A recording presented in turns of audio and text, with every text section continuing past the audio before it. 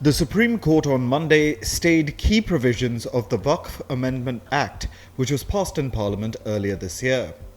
A bench of Chief Justice of India B.R. Gavai and Justice Augustine George Masih passed the interim order. The Waqf Amendment Act deals with the decades-old Islamic property endowment system, also called Waqf in Arabic, in which Muslims make a charitable or religious donation for the benefit of the community. A vast number of these properties are used for mosques, madrasas, graveyards and orphanages. Such properties cannot be sold or used for any other purpose, which implies that Waqf properties belong to God. More than 100 petitions were filed in the top court hours after the Lok Sabha passed the bill in April. The petitioners called the legislation a creeping acquisition of Muslim properties. The government had defended it as a necessary counter to rampant encroachment on public and private properties. While pronouncing the judgment, the bench refused to repeal the Waqf Amendment law, saying that some sections need protection.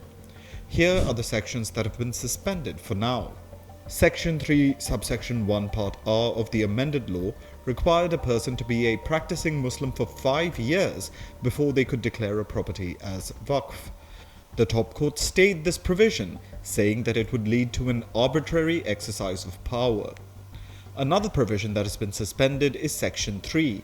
It stated that a designated officer, usually a collector, must submit a report on whether the Waqf declaration involved any property encroachment. Only then could the property be treated as Waqf. The apex court held that the collector cannot be permitted to adjudicate the rights of personal citizens. The court also addressed the provisions on the inclusion of non-Muslims in Waqf bodies. The bench said that the Central Waqf Council shall not have more than 4 non-Muslims out of 22 members, and state Waqf boards cannot have more than 3 non-Muslim members among the 11. The top court further made it clear that ex-officio officers in Waqf boards must be from the Muslim community. The court has also clarified that its observations are prima facie in nature and will not prevent parties from making further submissions on the validity of the Act.